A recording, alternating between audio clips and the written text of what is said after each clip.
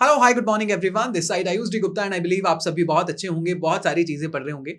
संविधान के बारे में हम हमेशा पढ़ते हैं, लेकिन अभी बात होगी चीटिंग के बारे में। हमने आईपीसी के बाद जब बीएनएस लेके आए तो सेक्शंस में बहुत सारे इंप्रूवमेंट हुए, बहुत सारे चेंजेस आए, लेकिन आज चीटिंग को लेकर it is a A to Z podcast जिसमें हम चीटिंग के बारे में बात करेंगे, बहुत सारी डिटेल में डिस्कशन करेंगे, इनके सेक्शंस पे जाएंगे, बहुत सारे केसेस हाल फिलहाल में जो हमने देखे हैं उसके बारे में भी बात होगी। Today we have advocate Virendra Verma here in the studio, जो आपने इंस्टाग्राम पे और सोशल मीडिया पर बहुत वायरल होते हुए देखे होंगे, लेकिन उससे ज्यादा हमारे गेस्ट में एक बड़ी खास बात यह है कि बड़ी मुखरता से बोलता है। एक लॉयर जिस तरीके से बोलना चाहिए, कहीं ना कहीं ऐसा लगता है कि वो एक साइड, कहीं ना कहीं ऐसा लगता है हमें कि एडवोकेट जो होते हैं बहुत हैवी बोलते हैं, बहुत ज्यादा इस तरीके से बताते हैं कि आपको लेक्चर मिल रहा हो, लेकिन हमारे जो एडवोकेट साहब हैं उनका बोलने का तरीका इतना अच्छा है कि वो बहुत एक टीचर की तरह आपको समझाएंगे। तो it's a very detailed podcast और आई थिंक कि आपको बहुत क्लैरिटी से इस पॉडकास्ट में समझ में आएगा कि चीटिंग क्या होती है, चीटिंग के अंदर क्या क्या पर्सपेक्टिव होता है और आपको जो जरूर जानना भी चाहिए। Advocate Virendra Verma, thank you so much again for coming to our studio. कैसे हैं? बहुत शुक्रिया और बहुत अच्छा हूँ। सभी जितने भी हमारी ऑडियंस है, जितने भी व्यूअर्स हैं, हाँ वो इतना प्यार देते हैं कि अच्छा लगता है बार बार पॉडकास्ट लाने के लिए, उनके सवालों के जवाब देने के लिए। हाँ। क्योंकि अपने देश में देखो, मैं एक छोटी सी बात बोलना चाहूंगा, जितने भी कोई नए वकील साहब है, कोई भी लॉ स्टूडेंट है, कोई भी कानून की जानकारी ले रहा है, किसी के साथ कोई भी केस मुकदमा हुआ है या उसके परिवार के साथ कुछ भी हुआ है, तो जो ये वीडियोस आती है ना पॉडकास्ट पर, क्योंकि मैं जितनी वीडियो लेकर आता हूँ वो एजुकेशन पर्पज के लेकर आता हूँ, ताकि मैं आपको एजुकेटेड बना सकूं, बता सकूं देश का कानून क्या है। आप जो किताबें पढ़ रहे हो ना, मैंने भी ऐसा देखा है कि जब हम किताब पढ़ा करते थे अपनी 10th तक 12th तक, हमने जो पढ़ा वो जिंदगी में इतना काम नहीं आया, बट ये लीगल एजुकेशन इतनी काम जिंदगी में आपकी आएगी कि आपको ऐसी जगह से निकाल कर लाएगी जहां पर कि आपके दोस्त छोड़ो, आपके सगे संबंधी घुसने से डरेंगे। तो बेटर है आप खुद ही निकल जाओ। और सबसे स्पेशल बात जो मैंने कमेंट सेक्शन में देखी, वो लोग यही कहते हैं कि हमें नॉलेज बहुत ज्यादा मिल जाती है। हमें ऐसा लगता है कि हम लॉयर अगर नहीं भी बनना चाहते थे, लेकिन अब बन गए। लेकिन आज बात हम करते हैं चीटिंग के बारे में। चीटिंग एग्जैक्टली क्या होती है? एज अ लॉयर अगर मैं आपसे पूछूं, क्या चीटिंग? देखो, मैं ना एक बात बोलूंगा, पहले तो आज ये पूरा पॉडकास्ट हम cheating and forgery, exactly detail में सिर्फ चीटिंग और फॉर्जरी पर ही हम बात करेंगे, क्योंकि चीटिंग फॉर्जरी देखने में बड़ा ही इजी या फिर कुछ ही सेक्शंस का लगता है, बट ऐसा है नहीं। चीटिंग एक बहुत ही वास्ट सब्जेक्ट है। चीटिंग में बहुत कुछ आता है। अब बहुत कुछ कैसे आता है? नॉर्मल चीटिंग फॉर्जरी, मान लीजिए कि साथ में ऑनलाइन फ्रॉड हो गया, पैसा अकाउंट से उड़ गया। मान लीजिए कि आपने मेरी प्रॉपर्टी हड़पने के लिए, जैसे कि बहुत सारे ऐसे अकाउंट्स भी होते हैं जिसे कुछ लोगों की डेथ हो गई, पैसा अकाउंट में पड़ा हुआ है, तो उस पैसे को निकालने के लिए भी फॉर्जरी की जाती है, फेक साइन हो जाते हैं, फेक फोटोज लग जाती हैं। जमीन हड़पनी है, फेक डॉक्यूमेंट रेडी कर दिए, किसी ने फर्जी नोट ही छाप दी, फर्जी करेंसी छाप दी। तो ये डिपेंड करता है किसके पास केस गया, क्या उसकी इन्वेस्टिगेशन जो कर रही है लोकल पुलिस कर रही है, क्राइम ब्रांच कर रही है, या फिर हो सकता है ईओडब्ल्यू कर रहा हो। ईओडब्ल्यू का पिक्चर में आएगा जब आपका मामला काफी बड़ा हो, करोड़ में मामला आ जाए और मल्टीपल कंप्लेनेंट्स हो जाए, और अगर यही मामला ईडी के पास चला गया तो केस और ज्यादा बदल गया। तो चीटिंग और फॉर्जरी छोटा सब्जेक्ट नहीं है, डिटेल में लोगों को जानने की जरूरत है। अगर आपका केस डिपेंड कर सकता है कि आपका केस क्या है। ये भी तो हो सकता है किसी इंसान से पैसे का लेन देन था, सिविल नेचर का ऑफेंस था, बना दिया क्रिमिनल। आप अगर 316 बीएनएस का सेक्शन पढ़ते हो तो डिटेल में सिर्फ वो क्रिमिनल ब्रीच ऑफ ट्रस्ट की बात करता है। तो आप सिर्फ 420 में इस चीटिंग खत्म कैसे कर सकते हो? सिर्फ 467 में इस फॉर्जरी को खत्म कैसे कर सकते हो? मैं सबको एक बार पहले समझा दूं। देखो, आईपीसी और बीएनएस, आईपीसी का पार्ट बना बीएनएस। तो जब मैं बोलता हूं सेक्शंस ना, तो अगर जो लोग जानते वो समझ जाएंगे। अभी मैंने बोला 420, ये चीटिंग है, पर वो नए सेक्शन में 318 बन गया। 318 का सब सेक्शन 420 है। अभी मैंने बोला 467, वो फॉर्जरी है। फॉर्जरी का नया सेक्शन 338 बन गया।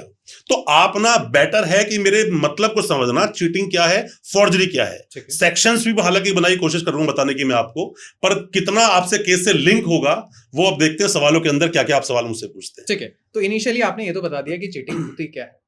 अगर लेमन लैंग्वेज में तो हमने समझ ली, एज अ लॉयर मतलब चीटिंग में कितने टाइप होते हैं, हमने कई बार सुना है, ब्रीच ऑफ ट्रस्ट आ जाता है, बहुत सारी चीजें आ जाती है, क्या क्या इसमें इन्वॉल्व होता है?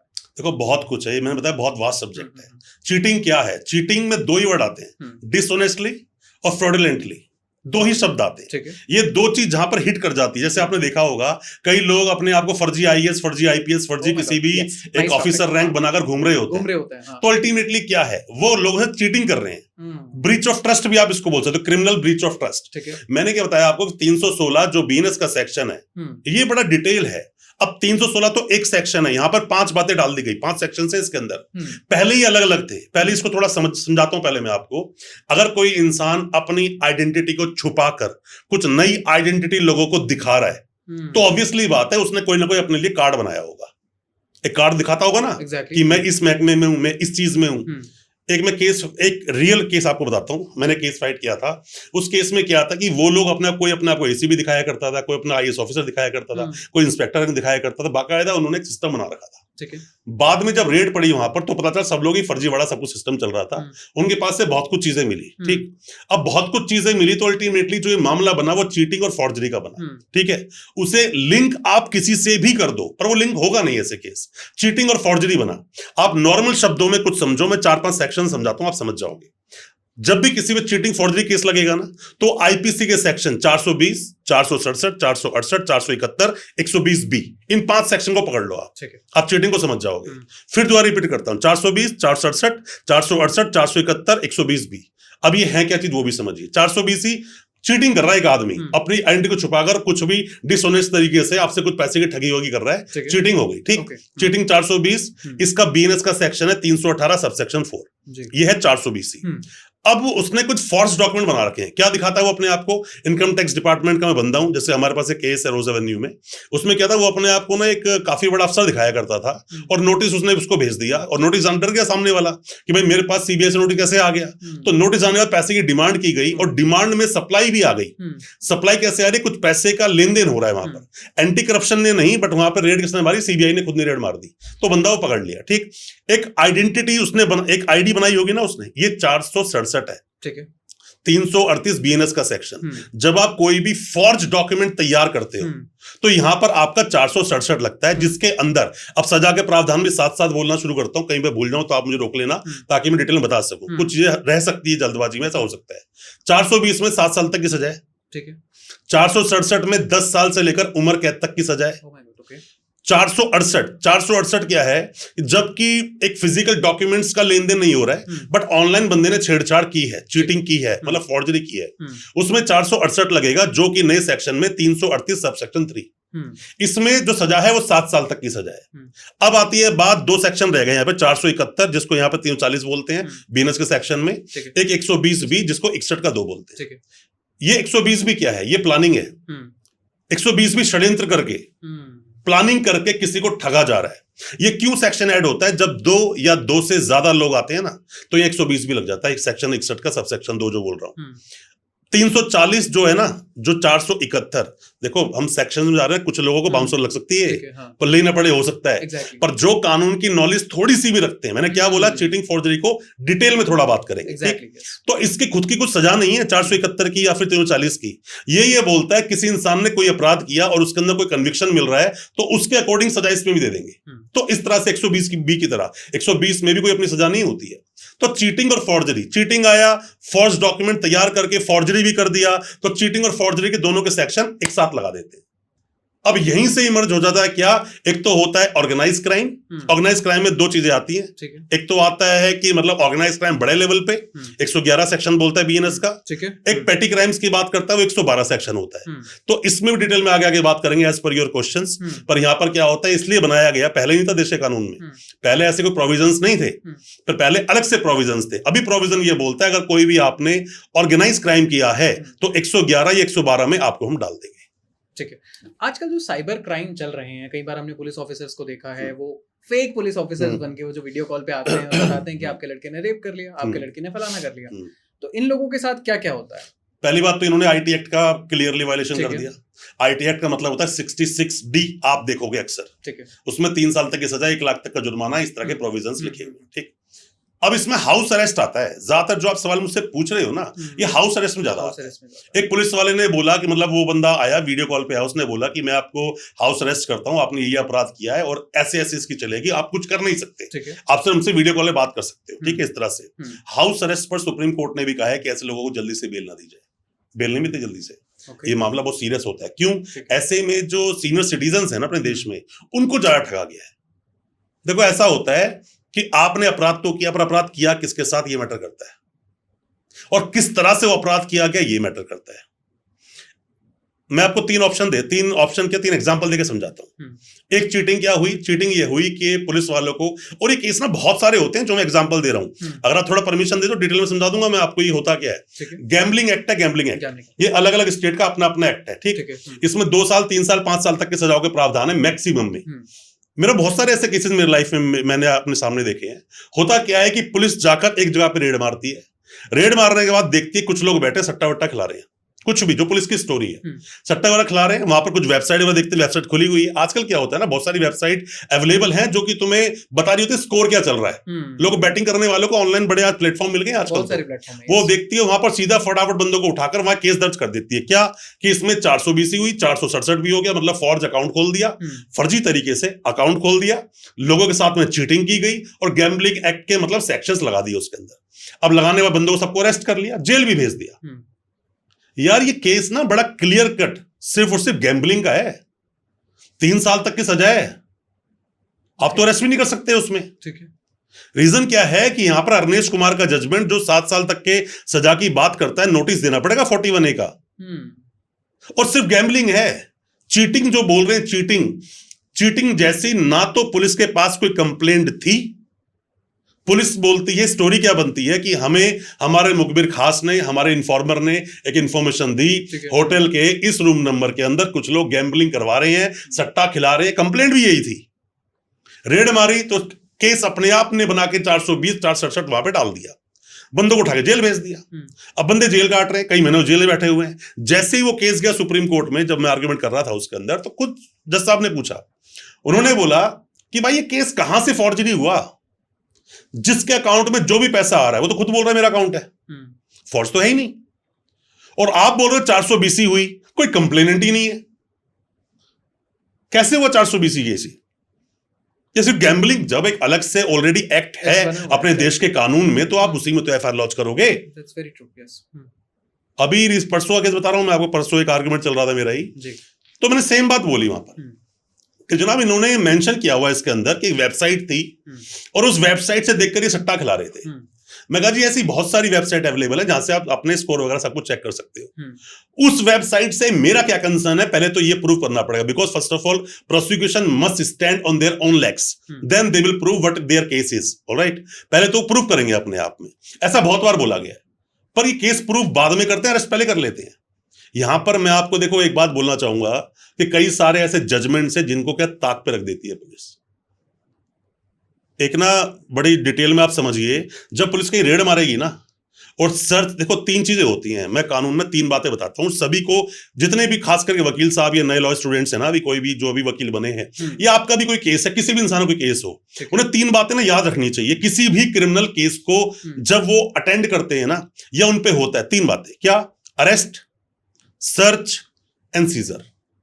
इन 3 बात को पकड़ लो। फिर बोल रहा हूं, अरेस्ट, सर्च एंड सीजर।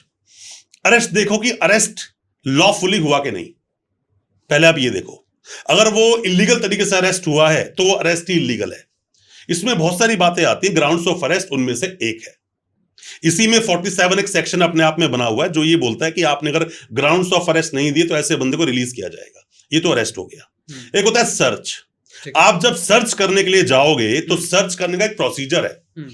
क्या है कि आपके पास इंडिपेंडेंट कोई विटनेस भी होना चाहिए और वीडियोग्राफी प्रॉपरली होनी चाहिए। जो आप सर्च करने जा रहे हो, सर्च करोगे इस चीज को, आप तो कुछ भी प्लांट कर दोगे ना, सही बात। आप सुई की तलवार बना दोगे 2 मिनट के अंदर। किसी इंसान पे कुछ नहीं मिला, आप कुछ प्लांट कर दोगे। अब इस रूम में आप और हम लोग बैठे, कोई बंदा है, कोई वीडियोग्राफी उसकी है नहीं, इंडिपेंडेंट विटनेस कोई है नहीं, पुलिस वाले विटनेस बना दिए, कुछ भी प्लांट कर दो भाई। किसी इंसान को उठाकर जेल में डालकर, अगर एनडीपीएस का मामला हो, सालों साल तक जेल में सड़ेगा आदमी, बाहर नहीं निकलने वाला। जब प्रोविजंस बड़े क्लियर हैं, 105 सेक्शन है क्लियरली बीएनएसएस का। 105 ये बोलता है कि वहां वीडियोग्राफी प्रॉपरली होनी चाहिए। अब पता है वीडियोग्राफी कैसे बनाई जाती है? बंदे कमरे में प्लान सब कुछ कर दिया, अब आप बैठे होंगे सामने, अब मान ली एक्स को अरेस्ट करे, आप एक्स हो, आपको अरेस्ट करना है, अब पुलिस यहाँ वीडियो कर रही है कि दिखाओ आपके जेल में क्या मिला हमको, यहाँ पे आप साइन कर रहे हो, ठीक है जी। इस वीडियो की क्या एडमिसिबिलिटी है दोस्त? और मैं सबको बताता हूं, जितने भी लोग ये वीडियो देख रहे हैं, खास करके चीटिंग फॉर्जरी जैसे में, खास करके ऐसे केसेस में जिसमें कि सर्च एंड सीजर एक बड़े लेवल पे सामने देखने को मिलता है, तो ऐसे में आपको 105 बीएनएसएस की एप्लीकेशन जरूर मूव करनी चाहिए। और बोलो कि जो आपने वीडियोग्राफी की थी, जो आपने ई साक्ष्य पे डाली है, उसकी कॉपी दो हमें, हमको वीडियो देखनी, वीडियो में है क्या। यह है सर्च। अब आता है सीजर। देखो seizure has no value until it is not covered with the independent witnesses. जब तक इंडिपेंडेंट विटनेस ही नहीं है वहां पर, तब तक उस सीजर की वैल्यू क्या है? क्या सीज किया आपने? मतलब जो पुलिस का मन आया, जो इन्वेस्टिगेटिंग एजेंसी का मन आया, वो उन्होंने सीज कर दिया और दिखा दिया वहां पर क्या कर रहे हैं क्या नहीं कर रहे हैं। तो इन 3 मुद्दों को अगर कोई पकड़ ले ना, सही से पकड़ ले, अच्छे से इसकी स्टडी कर ले, मेरा मानना है आप किसी भी तरह के केस में बाहर निकल सकते हो, और बाहर निकल जाओगे, ज्यादा कोई दिक्कत नहीं है इसके अंदर। एग्जैक्टली। और कहीं ना कहीं हमें भी रिस्पॉन्सिबल सिटीजन बनना पड़ेगा दोस्त। इतनी अवेयरनेस हमें नहीं है तो हम लोग ये तो सीख रहे हैं। हम ये क्या सीखते हैं, सब लोग क्या बताया जाता है कि भाई आप शुगर मत खाओ, शुगर हो जाएगी, मोटे हो सकते हो, है ना, ज्यादा सॉल्ट मत खाओ, बीपीआई हो जाएगा। पर उनको ये नहीं पता कि अगर आपको देश का कानून नहीं पता, किसी भी दिन कहीं पर भी एक बस में आप जा रहे हो, किसी बंदे ने प्लांट कर दिया, पुलिस को पैसे देके खरीद लिया, वो बंदा प्लांट कर देगा आपके ऊपर, एनडीपीएस के मामले में जेल में डलवा देगा, और आपके आने वाले सालों साल जेल में कटेंगे, और कमर्शियल क्वांटिटी में 10 से 20 साल तक की सजा है, बाहर नहीं निकलोगे जल्दी से। अरे पॉक्सो भी उसकी देन है, कितने सारे झूठे केस लगते हैं। चीटिंग फॉर्जरी में होता क्या है? चीटिंग फॉर्जरी में जैसे केस सामने आते हैं ना, पुलिस के कान पहले खड़े हो जाते हैं। क्यों? पैसा इन्वॉल्व है ना। अब पैसा इन्वॉल्व है, अब यहां से रिसेंट में केस है हमारे पास, उस केस में बेचारी का, लेडी का कोई रोल नहीं है, पैसा अकाउंटों में बहुत सारा आया, ठीक है, उसके अकाउंट में चौनी नहीं आई, ओके, पर वो सबको रोकती थी, बोलती थी कि भाई मत करो, ये सब चीजें गलत है, एक न दिन फंस जाओगे। क्योंकि उस घर में जितने भी लेडीज या जेंट्स थे ना, वो गलत तरीके से पैसे स्कैम में फंस चुके थे, पैसा आ रहा जा रहा, जो अकाउंट लोग खरीद लेते हैं। इसके मना करने की वजह से सिर्फ और सिर्फ लोगों को ये पता चला कि इसके पास इतना पैसा है, फाइनेंशियली वो ठीक ठाक थी। जब 2 लेडीज को उठाया, दोनों लेडीज से फोर्सफुली उसका नाम उगलवाया गया, सिर्फ नाम डिस्क्लोजर में है, कोई एविडेंस नहीं है, पर डिस्क्लोजर में है। अब वो क्या करे? वो एंटीसिपेटरी बेल लगाए, क्योंकि 467 लगा हुआ है, पुलिस बाउंड तो है नहीं आपको नोटिस देने के लिए। आप ना कभी एफआईआर को देखना, या फिर लोग कमेंट करें इस चीज के बारे में तो ज्यादा अच्छा रहेगा। ऐसे सेक्शंस लगाए जाते हैं जिन सेक्शन से आपका दूर दूर तक संबंध ही नहीं है। पर क्यों लगाए जाते हैं? ताकि उस अरनेश कुमार के जजमेंट से पुलिस बाहर निकल सके, 7 साल से ऊपर के केस का वो मामला हो, और पुलिस आपको उठा के जेल भेज सके, या फिर आपको डर में डाल सके। फिर आप एंटीसिपेटरी बेल लगाओगे, बेल आपको मिलेगी नहीं, पुलिस आपको नोटिस देगी नहीं, आपको जेल पुलिस भेजी देगी, या फिर लास्ट में मांड वाली हो जाए। आजकल यूपीएससी टॉपर्स बहुत निकल रहे हैं, और जब टॉपर्स निकलते हैं तो बाद में पता चलता है कि वो पहले जनरल कैटेगरी के थे, बाद में ईडब्ल्यूएस बन गए, या फिर एससी कैटेगरी के बन गए। गद्दारी तो देश के साथ इन्होंने भी, चीटिंग में कंसीडर होगी। बिल्कुल, चीटिंग भी, फॉर्जरी भी होगी। पेपर तो लगाया होगा ना। अभी तो मैंने आपको बताया 467, 468 या 336, 338, अभी तो बताया मैंने आपको। फॉर्ज डॉक्यूमेंट कुछ तो तैयार किया होगा। मैं आपको एक बात बताता हूँ, देखो फॉर्ज डॉक्यूमेंट 3 आपको एग्जांपल देकर समझाता हूँ। पहला एग्जांपल, एक आदमी ओबीसी कैटेगरी में है ही नहीं, उसने ओबीसी सर्टिफिकेट बनवा दिया। कैसे बनवाया? कुछ ना कुछ जुगाड़ करके। ठीक, फॉर्जरी हो गई है। अब यहाँ पर फॉर्जरी आपने की हो या किसी को कमांड देके कराई हो, आपने फॉर्जरी का पार्ट हो, आप उसके 120B में आ जाओगे। ठीक, एक आपको बढ़िया बात बताता हूँ। कई सारे क्या होता है, कई बार जब मार्कशीट्स का पंगा आता है ना, तो मार्कशीट्स के पंगे में आप देखोगे जब पुलिस एफआईआर को लॉन्च करती है, तो पहले तो क्या था कि पुलिस जब एफआईआर लॉन्च करती थी तो 420, 67, 68, 71, 120 भी सब डालती सेक्शन। अब 67 नहीं डालती है। मैंने देखा है कई सारे मामलों में 467 नहीं होता है, जबकि डॉक्यूमेंट की फॉर्जरी हो रही है ना यहाँ पर, अब नहीं डालती है। पर उसमें क्या होता है, 7 साल तक की सजा का मामला होता है, तो आजकल नोटिस पुलिस देती है, इन्वेस्टिगेशन ज्वाइन करवाती है, और ऐसे में अरेस्टिंग नहीं होती है ज्यादातर केसेस में। पर जब भी किसी यूनिवर्सिटी का नाम आएगा ना कि डॉक्यूमेंट वो यूनिवर्सिटी बेच रही है, आप देखना किसी एक को उठाया तो वहां पर पुलिस 467 का हथियार का यूज करती है। ये पता है कुछ किस तरह से काम करता है? ये कुछ इस तरह से काम करता है कि आपको डराने के लिए हथियार कब कौन सा निकालो, पुलिस के पास सब कुछ है। पुलिस को आपको छोड़ना है, अभी उठाया या सिर्फ रेड पड़ी है, पुलिस कह रही नहीं है छोड़ नहीं सकते, तो वहां बस पुलिस 467 हटा दे। वहां से पुलिस उठाएगी, बोलेगी हमने पूछताछ की, 41 का इनको नोटिस दिया, इन्होंने कोऑपरेट किया, अब इनको अरेस्ट करने की जरूरत नहीं, हम इनको यहाँ पे बाउंड करके छोड़ रहे हैं। आप पुलिस से बातचीत मत करो, सेटिंग वेटिंग मत बिठाओ, 467 लगाएंगे, 41 देने की जरूरत नहीं है जी, हमने जेल भेज रहे। इतनी सी से राम का मरा बन जाता है। कब चीजें कहां से कहां पलट जाएगी ये ना देखो, ये मैं ये मानता हूं, अगर कानून आपको पता है ना, इसीलिए बोलता हूं कि आपको बेशक एक किताब कम पढ़ें पर कानून की नॉलेज पूरी लें। एग्जैक्टली। मेरा एक्सपीरियंस है, पर्सनल मेरी सोच बोलती है, जीवन में कभी ना कभी एक ना एक बार एक इंसान का थाने पुलिस से वास्ता पड़ता जरूर है। और जब पड़ता है तो पूरी बुरी हालत हो जाती है। कई बार तो इंसान की जिंदगी को अपसाइड डाउन टटल कर देता है, वो तख्ता ही पलट देता है। कई बार जिंदगी ऐसी होती है। तो बेहतर है, और ये आपके काम आती है हमेशा, आपके साथ, आपके परिवार के साथ, बच्चों के साथ। कल आप बड़े हो गए, लोगों को आप बताओ तो कि भाई मुझे नॉलेज है, मुझसे आके पूछ लो। एजुकेशन तो अच्छी बात है ना, जितने ज्यादा एजुकेटेड आप होते जाओगे उतना ज्यादा आप देखना भ्रम से आपका नाता टूटना शुरू हो जाएगा। हम बोलते हैं भगवान को मानो नहीं जानो। जिस दिन आपके अंदर जानने की कैपेबिलिटी विकसित हो गई ना सर, उस दिन आप मानना छोड़ दोगे कि पुलिस मतलब डर, पुलिस मतलब मारना पीटना, पुलिस मतलब घर पे आ गई तो इंसल्ट, बेइज्जती। अभी आप इसको मानते हो। कानून की एजुकेशन ले लो, आप फिर जान जाओगे बेटा पुलिस वाला तो आ गया, पर मेरा कर क्या सकता है वो। सवाल पूछने का अधिकार है आपके पास।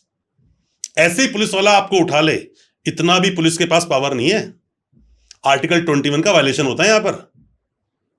देखो बात क्या होती है ना, आप जब बात करते हो, देखो ऐसा होता है कि हम बात किससे कर रहे हैं। चाणक्य ने बहुत अच्छी बात बोली है, समझदार के आगे बेवकूफी की बातें और बेवकूफ के आगे समझदारी की बातें करने वाला ही बेवकूफ है। अब कोई हवलदार आपके पास आया, आप उसको बोलते हो, वो बंदा बोलता बता तू ये शराब कहां से लेके आया। अब वो बातें बता रहा है कि ऐसे बनाई, ऐसे लाया, वहां से लाया।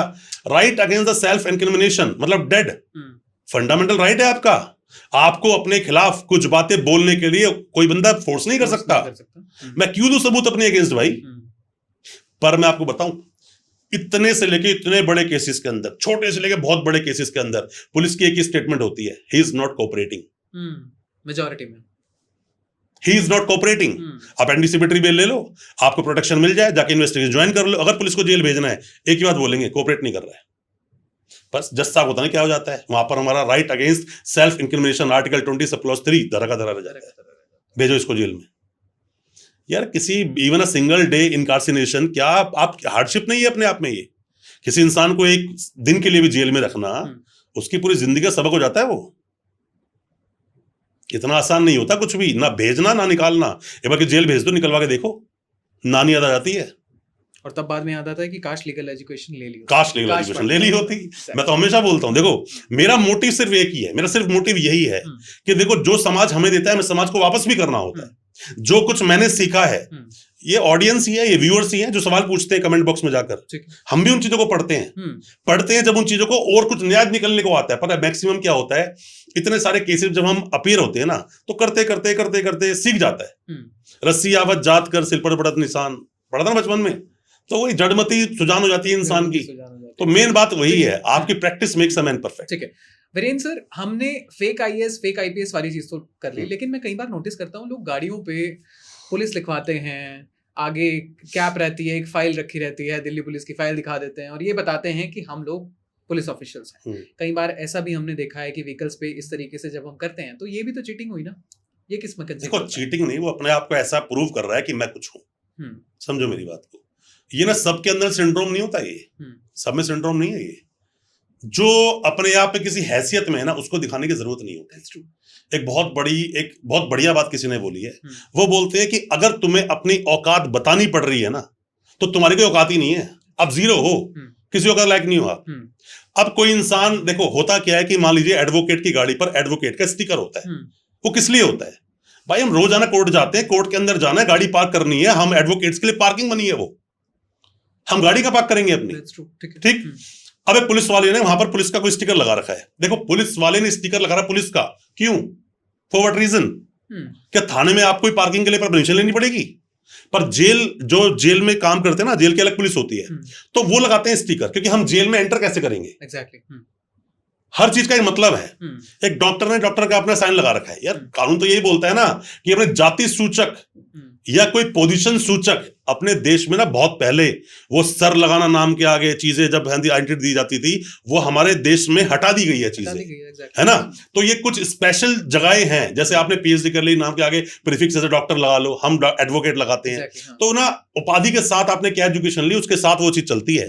पर ऐसा नहीं होता। ये जो फाइलें रख देना खामा में, पुलिस का एक स्टिकर से मांग कर लगा लेना कि भाई दे दे पुलिस का स्टिकर लगा लूं, ये कौन है?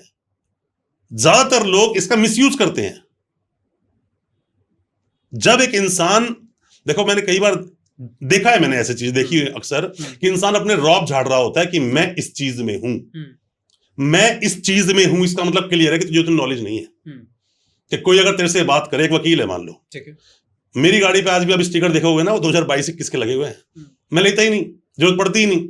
जाते हैं तो कोई रोकता भी नहीं, इसीलिए गाड़ी जब सुप्रीम कोर्ट जाती है, हाई कोर्ट भी जाती है, जहां भी गाड़ी जाती है कोई रुकती भी नहीं गाड़ी। हमारा कार्ड मेन तो कार्ड है ही ना हमारे पास अपना, तो जरूरत पड़ती नहीं उस चीज की। पर अगर कोई रोक ले, मान लो कि मेरी गाड़ी है, सुप्रीम कोर्ट का स्टिकर लगा हुआ है, किसी ने रोक लिया तो पूछेगा भी ना, अगर वो सही बंदा है तो पूछेगा, वकील साहब गाड़ी आपकी है? हाँ जी गाड़ी, आप प्लीज एक बार आईडी दिखा दोगे सर? देखो ऐसा होता है कि टिट फॉर टैट होता है ना, जैसे सामने सवाल पूछा वैसे जवाब भी देना पड़ता है। अगर मैं हूं तो मैं बिल्कुल देखो सर, देखा फर्ज क्या है, मेरी कौन सा मतलब वो जायदाद मांग रहा है, दिखा दिया, ओके वकील साहब थैंक यू, जाइए आप। ये तो होता है। एक कोई फालतू फंड का आदमी स्टिकर लगा घूमने से बोला भी दिखाओ, वो क्या बोलेगा, मेरे भाई गाड़ी है, वो नाम पड़ता है, नाम क्या है जी आपका, वो कहता है ब्रिज मोहन मेरा नाम है, पूरा नाम बताओ, ब्रिज मोहन यादव नाम है, नाम देता है वीरेंद्र वर्मा जी गाड़ी है, तो अब भाई कैसे हुआ? अगर हो सकता है कि उसने उस स्टिकर का मिसयूज कर लिया हो कि गाड़ी रुकेगी नहीं, चलो मैं कुछ कांड कर देता हूं, उसके बाद उसका भुगतेगा कौन? इसीलिए जब सुप्रीम कोर्ट में स्टिकर मिलता है ना, नाम की एंट्री होती है प्रॉपर गाड़ी के नंबर के साथ में, ऐसे स्टिकर नहीं मिल जाता। आप डिस्ट्रिक्ट कोर्ट के स्टिकर तो ले सकते हो हर चीज के। देखो मैं वही समझाना चाहता हूं, चीटिंग और फॉर्जरी जो हम आज बात कर रहे हैं ना, ये किसी भी एंगल से बन जाती है, किसी भी एंगल से बन जाती है। लोग तो घूमते हैं बोलते हुए कि मैं ये चीज हूं, आप ये चीज हो, क्या उसको जस्टिफाई कर पा रहे हो?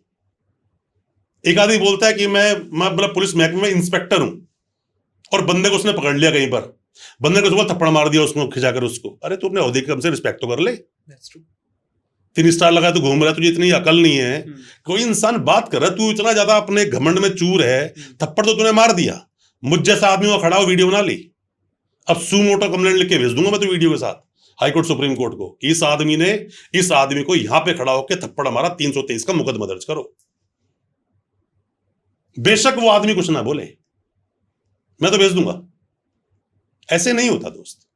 कहीं ना कहीं ये भी है ना कि हम लोगों को इतना डर लगता है पुलिस ऑफिशियल से, कहीं ना कहीं हमें लगता है पता नहीं क्या कर लेंगे लोग, या डर बैठाया गया है हमारे अंदर। एक पता है, मैं आपको बढ़िया एग्जांपल देता हूँ इसका। एक एग्जांपल क्या होता है कि इंसान के दिल में ना, जब बचपन छोटा बच्चा होता है ना, उसके दिल में कई चीजों डराया जाता है। बार बाबा घूम रहा है, झोली में डाल के ले जाएगा, ऊपर मत जाना, चुड़ैल है, बेटा अकेले गाँव में बैठना, ऐसा हो जाएगा, ऐसा नहीं करोगे वैसा हो जाएगा। वो डरना बच्चे के दिल में पूरी जिंदगी रहता है। एक हाथी का जो बच्चा, जब उसको बच्चे को लाते हैं ना, तो उसकी जंजीर से बांधते हैं। रियल स्टोरी बता रहा हूं मैं आपको। जब एक हाथी का बच्चा आता है, उसको बांधने की जंजीर उसके पैरों में बांधते हैं और वह खड़ा हो जाता है। ये जंजीर वही रहती है, पर वो हाथी 20, 30, 50 साल का हो जाता है, वो जंजीर नहीं तोड़ पाता जिंदगी भर। उसको ये लगता है कि मेरे पैर में जंजीर है। अब होता क्या है कि हमारे, आज से हम ज्यादा नहीं, आज से सिर्फ और सिर्फ 30, 35, 40 साल पीछे चले जाओ आप, आपको जो टॉर्चर, जो अत्याचार हुए हैं ना उसमें पुलिस स्टेशन में, उन चीजों का डर आज भी लोगों के दिल में कहीं ना कहीं है, जो लीगल फील्ड से नहीं आते हैं। अरे दूर, ये तो हम बहुत पहले की बात कर रहे हैं। अभी 26 में मदुरई में उम्र कैद, वो फांसी सजा हुई है ना पुलिस वालों को। कौन से एरा में जी रहे हैं हम लोग? और रोज का है ये, रोज का।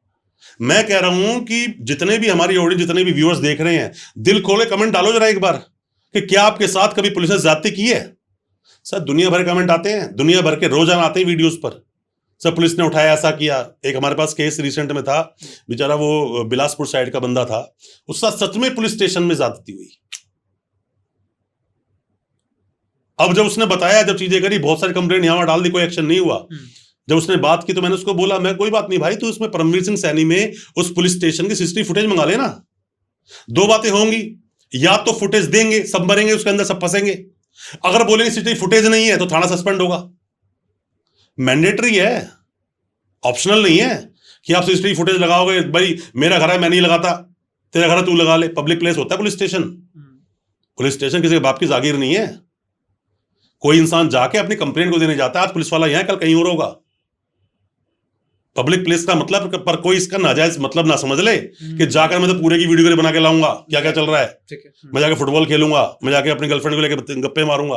ये सब नहीं चलता वहां पर एक जेन्युइन तरीके से आपके साथ कोई प्रॉब्लम है, पुलिस वालों को इसलिए रखा गया, पुलिस वालों की तैनाती इसलिए होती है कि वो समाज में कानून की व्यवस्था को बनाए रखे।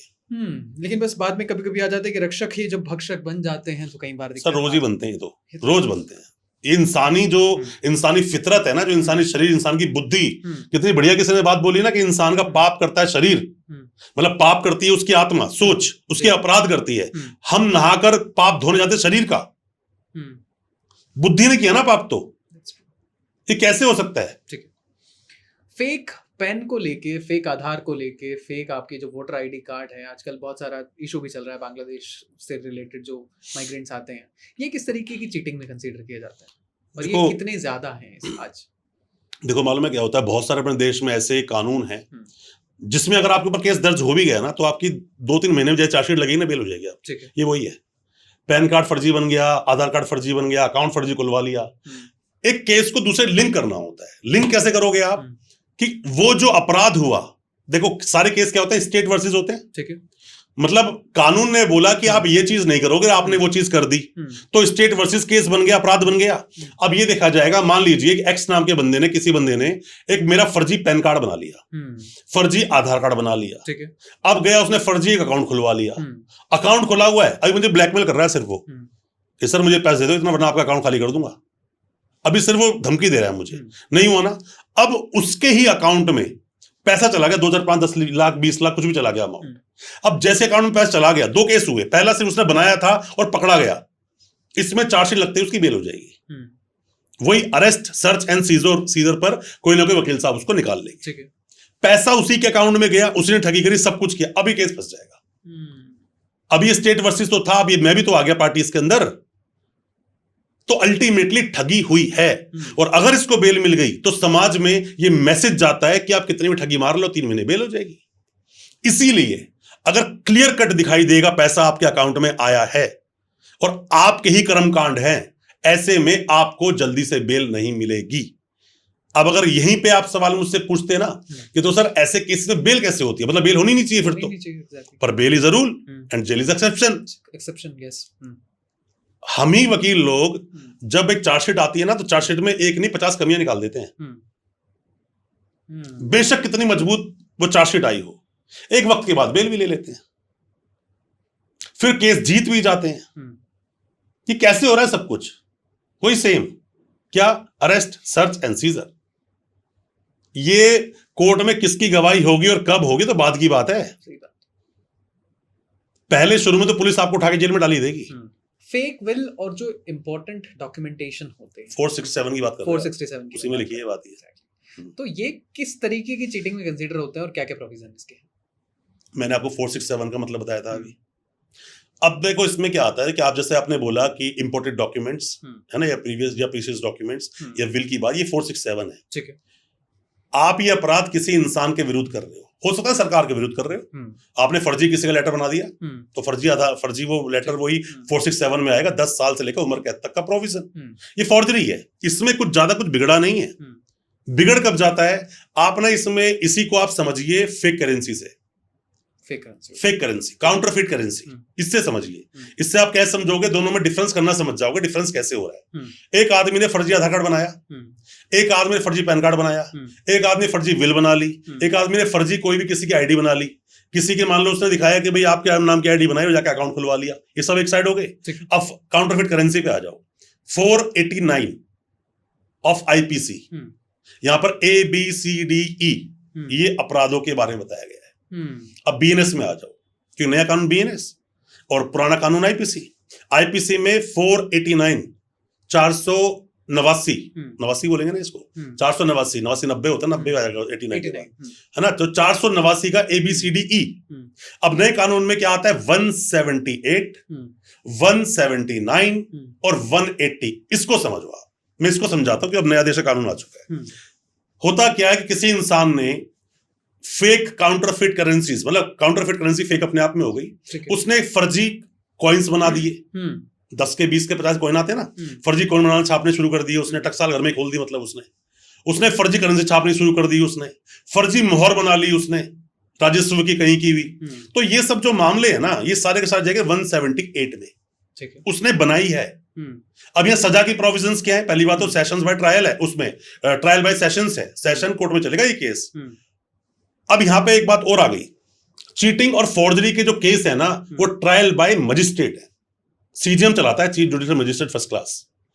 मध्य प्रदेश में आप जाओगे ना तो ये केसेस भी सेशंस में चलते हैं। मैं गया वहां केस लड़ने के लिए, तो वहां पहला तो मेरे, जब बहुत साल पहले की बात है, जब पहले मैंने जाके देखा तो मैं कहा यार ये तो ट्रायल बाय मजिस्ट्रेट है और केस सेशंस कोर्ट है, यहाँ पे कैसे आया? जब मैंने वहां पढ़ा तो उसमें लिखा था उसके अंदर कि 467 जो ये मामले होते हैं ये सारे ट्रायल बाय सेशंस कोर्ट है। ठीक, अब बात यहां पर क्या आ रही थी, मैंने बात क्यों चेंज की थी, क्योंकि चीटिंग और फोर्जरी ट्रायल बाय मजिस्ट्रेट है। ठीक है, और यहां पर ये भी तो फोर्जरी हो रही है ना, नोट छापना, सिक्के बनाना, फोर्जरी तो एक तरह की है, काउंटरफिट कर रहे हैं उस चीज को। ये ट्रायल बाय सेशंस है, 10 साल से लेकर उम्र कैद तक की सजा हो सकती है। ठीक है, अब कोई बंदा बोलेगा सर उम्र कैद की सजा तो सेशन ही तो चलाएगा, बोल सकता है ना यहाँ पर, भाई 467 में भी तो उम्र कैद है और 10 साल तक की सजा है, दोनों बदल किया गया दोनों के अंदर, कोई बात नहीं है। दूसरा सेक्शन समझ लो 409 आईपीसी का सेक्शन होता है एक, तो 316 का सब सेक्शन 5 बन गया अभी, वो भी सेम 10 साल से उम्र कैद, वो भी तो मजिस्ट्रेट चला रहा है, तो ये सेशन में कैसे केस आ गया?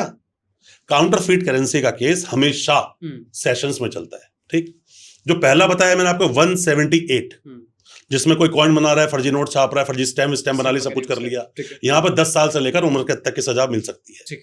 अब दूसरा आता है आदमी, एक ने तो बना दिया, एक उसको चला रहा है, फर्जी करेंसी चलाई है ना, अब फर्जी को करेंसी घुमा रहा है, वो सर्कुलेट करवा रहा है। ठीक है, यहां पर भी 10 साल से लेकर उम्र कैद तक का प्रोविजन है सजा का, दोनों सेम।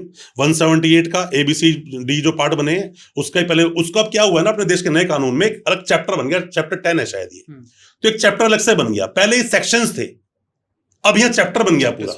178 179 मैंने आपको बता दिया, यहां पर चेंज आता है सिर्फ 180 में। 180 चेंज कैसे है? आपको कोई फर्जी नोट पकड़ा गया, आपने रख लिए, आपको पता कैसे होगा फर्जी नोट है? कोई स्कैनर थोड़ी साथ में ले घूम रहे स्कैनर हम लोग, या हमें एक आम जनता को कैसे पता होगा फर्जी नोट है वो? फर्जी मूवी आपने देखी होगी ना, फर्जी मूवी है ना, बड़ी बड़ी बड़ी बातें, लंबी लंबी रातें, है ना, महंगी महंगी कारें, ये सब बातें जो बोलते हैं वो, इसको कुछ ऐसा समझो कि बड़ी बड़ी बातें वो फिर जेल में करोगे आप, वकील साहब छुड़वाओ। बहुत लोग इंस्पायर, लंबी लंबी लंबी रातें, वो जेल में बैठ के जब सोओगे पंखा देखोगे आप, कभी निकलूंगा कि नहीं निकलूंगा, 5 स्टार सारी मुलाकातें, और जेल में बैठे थे वो, खाना फ्री, आना फ्री, जाना फ्री, सब फ्री, जाओ जेल बैठो आराम से, क्या दिक्कत है? तो ऐसे में जो 180 आएगा, अब यहां पर एक बात आती है, फिर चाहे वो NDPS हो, सभी केस में आ गया अभी, सब केस में आपकी कॉन्शियस पोजीशन, क्या आपको पता था वो फर्जी चीजें हैं? क्या आपको पता था फर्जी नोट है? अगर आप कॉन्शियस पोजीशन में है कि हाँ वो फर्जी चीजें थी, तो यहां पर सजा 5-7 साल की आपकी सजा होगी, तो इसके अंदर बेल मतलब हो जाती है कि आपके पास से मिली है, आपने ना बनाई है ना चलाई है। तो ये जो फर्जी है ना, जो बंदे बोलते हैं कि नहीं फर्जी नोट बना लेंगे, फर्जी चला देंगे, फंस गए ना एक बार, जल्दी से बेल नहीं होगी आपकी। फिर से बोल रहा हूं, यहां पर भी 3 चीजें, क्या? Arrest, search and scissor. आपके वकील साहब यहीं से निकाल के लेके जाएंगे आपको, तरीका यही है। 467 की जब आपने बात की तो साथ में 468 की भी कई बार बात होती है, क्या इन दोनों में कोई लिंक है और ये कब लगते हैं और कब नहीं लगते? देखो मैं फिर बोल रहा हूं, जहां पर डॉक्यूमेंट आ गया ना, डॉक्यूमेंट, फिजिकल डॉक्यूमेंट, ठीक है, तो वो मतलब 467 है। जहां ऑनलाइन चीजें हो रही है ना, वो मतलब हो गया 468। Physical document 338 of BNS, online या किसी तरह का सॉफ्ट डॉक्यूमेंट वो हो गया 468, जो कि यहां पर बन गया 336 सबसेक्शन 3। ये कुछ ऐसे काम करता है। सजा का बहुत बड़ा अंतर है, जब आप 468 में जा रहे हो या 336 सबसेक्शन 3 में जा रहे हो तो 7 साल तक की सजा है। नोटिस देना पड़ेगा 41A का। अभी मैंने क्या बोला था, फर्जी मार्कशीट होती है ना, पुलिस वालों ने आजकल 467 लगाना बंद सा कर दिया है, तो नोटिस इसीलिए देते हैं। सर नोटिस अपने आप में बहुत वास्ट सिनेरियो है, बहुत बड़ा सिनेरियो है। नोटिस कुछ ऐसी चीज है, 2 धारी तलवार है ये, या तो आपको काटेगा या आप खुद ही कट जाओगे, मतलब या प्रॉब्लम काट देगा आपकी या आप खुद कट जाओगे। और ज्यादातर लोग इसमें गलती करते ही हैं। आपको मान लीजिए पुलिस नोटिस दिया आपको, अब आप किसी वकील साहब से मिले, वकील साहब ज्यादा केसेस नहीं लड़े हैं, ज्यादा नॉलेज नहीं, उन्होंने अरे भाई बहुत बड़ा कांड हो गया, चक्कर में थोड़ी फोन बंद कर भाग फटाफट फरार हो जाए यहां से, पुलिस धर लेगी तेरे को। ये समझ लीजिए कि अब आपने अपने लिए चरस जिंदगी में खुद बोली, बचोगे नहीं। भागो तब जब आपने कांड किया, भागो तब जब सच में आपका उस चीज में रोल है। तो एंटीसिपेटरी बेल लगाने जाओ, मैं सबको मना करता हूं कि बिना बात के एंटीसिपेटरी बेल मत लगाओ। जब मेरे पास लोग मिलते हैं ना, बात डिस्कस करते हैं, तो मैं पहले उससे बोलता हूं, सर ये हुआ, सर वो हुआ, मैं सवाल, एंटीसिपेटरी बेल लगाई तो नहीं? सर लगा दी। आपने मूवी देखी है वो कि वो जो हवाई जहाज में होते हैं, वो कहता है वहां पे लाल बटन होगा, दबा दिया, नहीं दबाना था। वो जो चीज होती है ना, तो आपको हर चीज में एंटीसिपेटरी बेल नहीं लगानी है। एंटीसिपेटरी बेल एक रेमेडी है।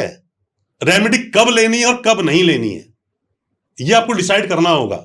हर चीज में एनेस्थीसिया इंजेक्शन दिया जाता नहीं दिया जाता। तो यहां पर क्या होता है, जैसे ही आपको नोटिस मिला 41A का या 35 सबसेक्शन 3 का नोटिस मिला, तो आप पहले देखो केस क्या, मुकदमा क्या है। ऐसे किसी की बातों में मत आओ। आप इन्वेस्टिगेशन जाकर ज्वाइन करो। आप ज्वाइन करोगे तो जो 5 जो चेकलिस्ट डाली है ना वहां पर कि इन कंडीशन पर पुलिस आपको अरेस्ट कर पाएगी, और आप फुलफिल कर रहे हो, सब कुछ दे रहे हो, आप कैमरे सब लगे हुए हैं, आप तो पूरा कोऑपरेट कर रहे हो, पुलिस आपको अरेस्ट नहीं करेगी। ठीक है। वैसे तो फर्जी मूवी ने हमें बता दिया कि फेक करेंसी का रैकेट कैसे चलता है, बिल्कुल। लेकिन अगर मैं आपसे जानने की कोशिश करूं कैसे चलता है रैकेट? दोस्त देखो, हर चीज के लिए ना रैकेट ही चले जरूरी तो नहीं है। एग्जैक्टली। मैं तो केस ऐसे भी फाइट किए हैं जिसके अंदर की वो बंदा खुद ही छाप रहा था। ओके। पर एक बात क्या आती है, क्योंकि मैं एक डिफेंस लॉयर हूं, और मैं ये बात जीवन में कभी एक्सेप्ट ही नहीं कर सकता मैं छाप रहा था। सही बात है। या मेरा क्लाइंट उसकी इंक भी सप्लाई कर रहा था, वरना तो प्रोसिक्यूटर होते हैं, है ना। वो काम प्रोसिक्यूशन का है, वो काम मेरा नहीं है। ठीक है। मेरा काम क्या है, देखो एक ना सही माने एक एग्जांपल देता हूं। जब एक चोर किसी बिल्डिंग में चोरी करने घुसता है ना, तो ये नहीं देखता कहां कहां पर ताले लगे हैं, वो देखता है ताला कहां नहीं लगा है, हम उसको पकड़ लेते हैं। आपने अरेस्ट सर्च और सीजर में जहां कमियां की है ना, हम उसको पकड़ लेंगे। अब यहां पे क्या होता है, नॉलेज से नॉलेज बढ़ती है। पर होता क्या कि पुलिस वालों के पास तो पहले से पीछे मशीनरी होती है ना सपोर्ट करने के लिए, प्रॉपर बना हुआ फॉर्मेट होता है, तो गलतियां कम छोड़ते हैं।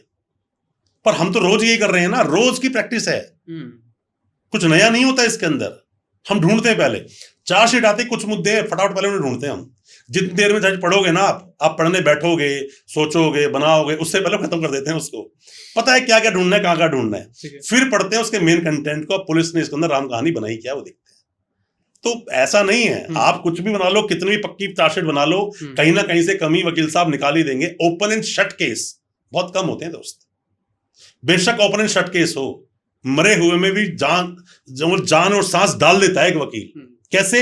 ये होप है, ऐसे नहीं, ये होप है।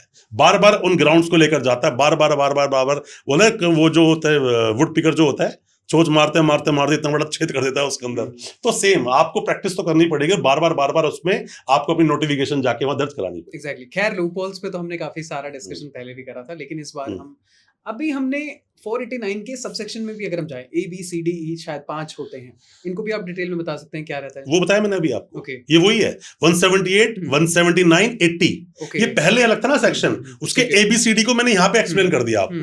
किसी फोर्ज करेंसी, काउंटरफिट करेंसी के 3 ही पार्ट तो हुए, एक बना रहा है, एक सप्लाई कर रहा है, एक के पास है, ये 3 ही बात आएगी मेन। तो बाकी तो उसके पार्ट्स हैं, और डिटेल में करेंगे क्या उसके अंदर। तो मेन वही है, 10 साल से उम्र कैद तक की सजा, सेशंस इसका ट्रायल करेगा।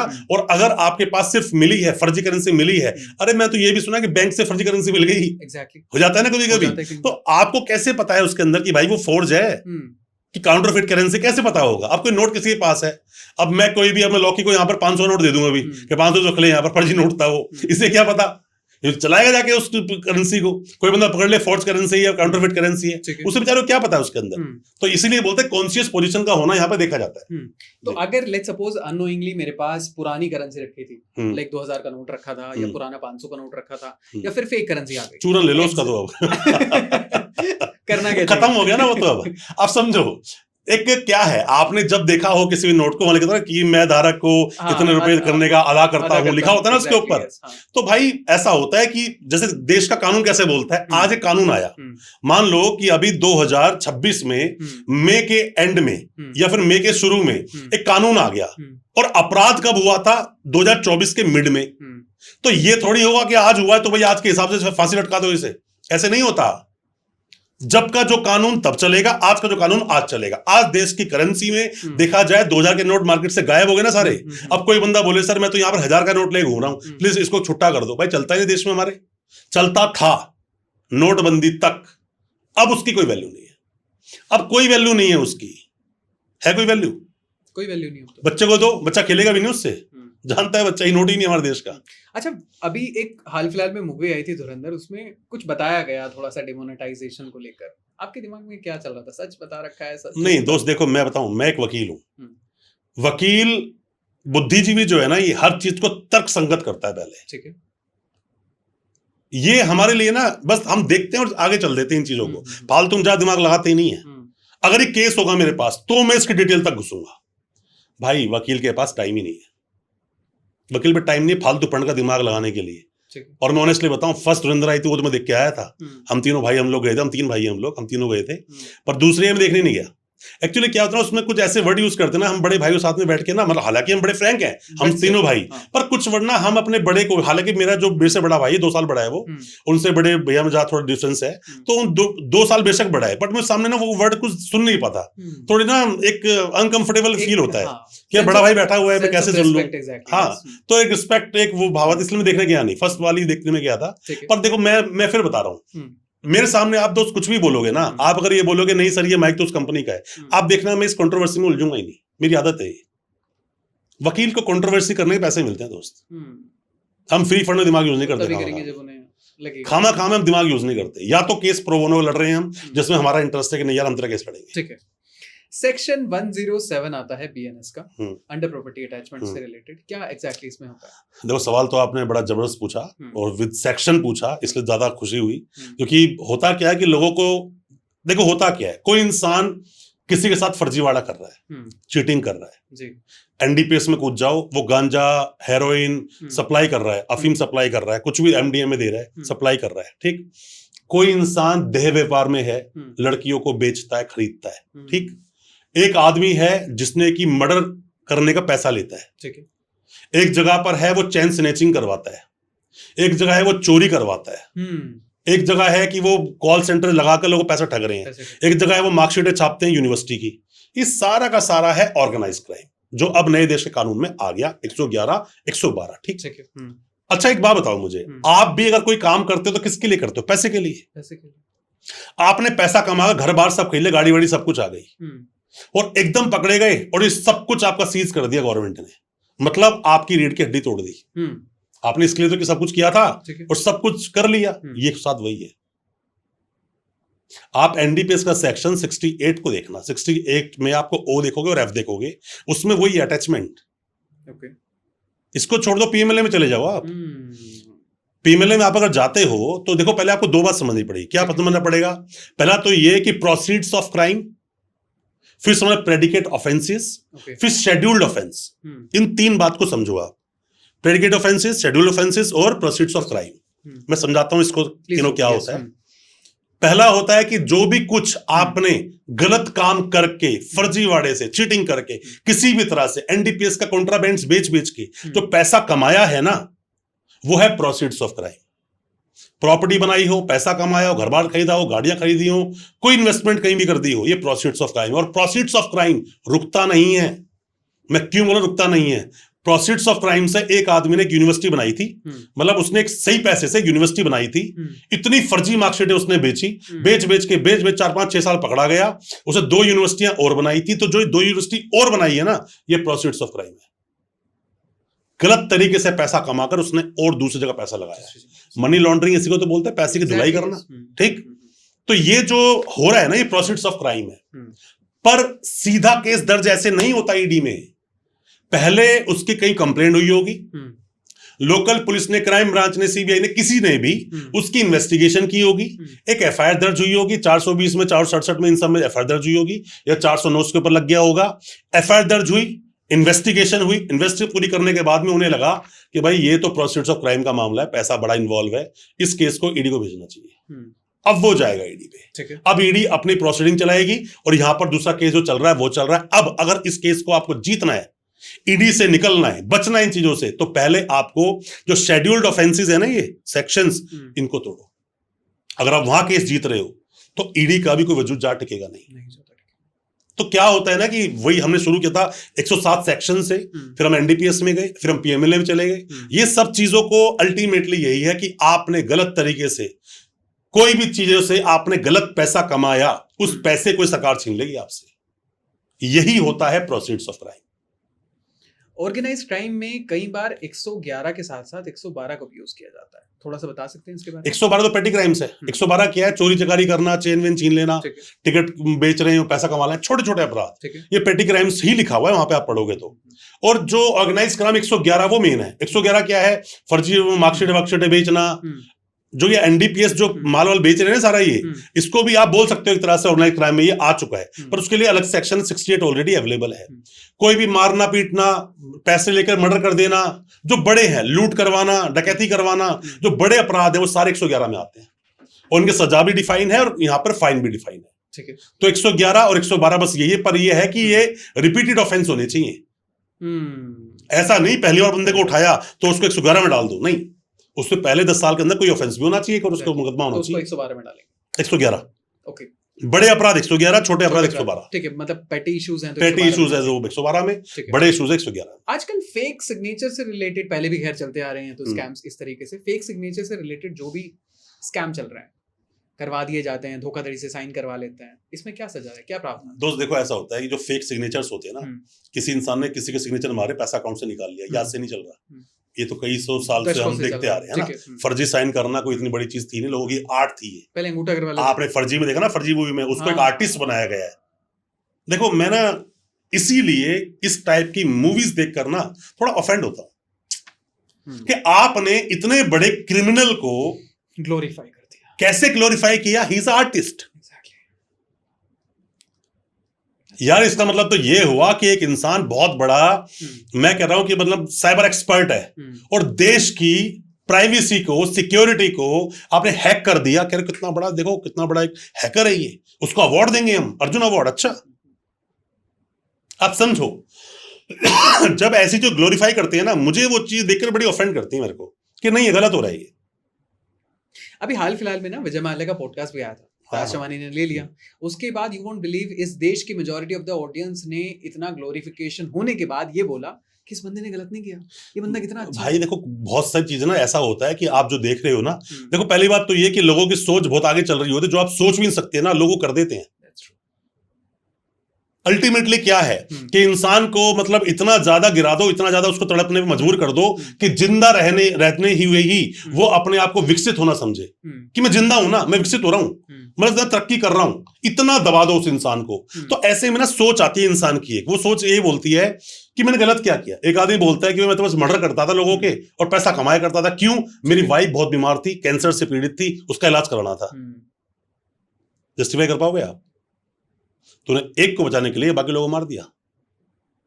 आपने इतने लोगों का पैसा सब कुछ ले ला के आप रफू चक्कर हो गए। आज आप ग्लोरीफाई करते हो मेरा कुछ लॉस हो रहा था, मैं किसी एक आदमी को नहीं बोल रहा हूं, मैं सभी को बोल रहा हूं। ठीक है। देखो आप जब मेजोरिटी देखते हो ना, हमारे देश में क्या है ना, मैं आपको 2 एग्जांपल देकर समझाता हूं। सबकी एक ऑडियंस है, सबकी एक ऑडियंस है, ठीक। अगर जब रोलेक्स का जो ऐड होते हैं, रोलेक्स के जब ऐड होते हैं तो रोलेक्स के ऐड इंडियन क्रिकेट टीम का कोई भी क्रिकेटर नहीं करता, क्योंकि उनकी ऑडियंस रोलेक्स वाली नहीं है। ये कौन करते हैं भाई? जो कार रेसिंग्स होती हैं, टेनिस खेलते हैं, वो सब कर रहे होते हैं इसके, है ना। तो ये ऑडियंस डिपेंड करती है। अगर यही मैं कोई बात बोल रहा हूं, जैसे मैं थोड़ा ईडी पर कम बोलता हूं, इसलिए बोलता हूं कि वो ईडी वाले मेरी वीडियो कम देख रहे होंगे जिन्होंने इतना बड़ा अपराध किया है ना। उनके पास तो इन हाउस टीम सारी होती है उनके पास। तो मैं वो सब अपराध बात करता हूं जो मेरी ऑडियंस जो सच में इन बातों को जानना चाहती है, ठीक। ऐसा होता है कि आप रेगिस्तान में, राजस्थान में जाकर जैकेट्स बेच रहे हो, कोई खरीदेगा नहीं ना, खरीदेगा कोई? कश्मीर जाके आप वो बेचो, अपनी गंजी बेचो, बनियान बेचो, कौन खरीदेगा? ले जाना इसे। तो आपको ये भी देखना पड़ता है कि आप कौन सी बात कहां बोलने के लिए जा रहे हो, ठीक है। हर जगह एक बात नहीं बोली जाती। अब मान लो मुझे केस लड़ रहा हूं मर्डर का और बात कर रहा हूं कॉम्प्रोमाइज की, सर कंपाउंड कर दो सर इसको। कॉम्प्रोमाइज और कंपाउंड में जमीन आसमान का फर्क है। आप जब भी अपने सेक्शंस को पढ़ोगे ना, अपने देश के कानून पढ़ोगे, हर जगह लिखा है कंपाउंडेबल, नॉन कंपाउंडेबल, कॉम्प्रोमाइजेबल नहीं लिखा हुआ, ठीक है। आप मर्डर जैसे केस में उसकी फैमिली से कॉम्प्रोमाइज कर सकते हो, 307 में कॉम्प्रोमाइज करके बेल लेके केस क्वैश करा सकते हो, पर कंपाउंड नहीं कर सकते। दोनों में फर्क है, ठीक है।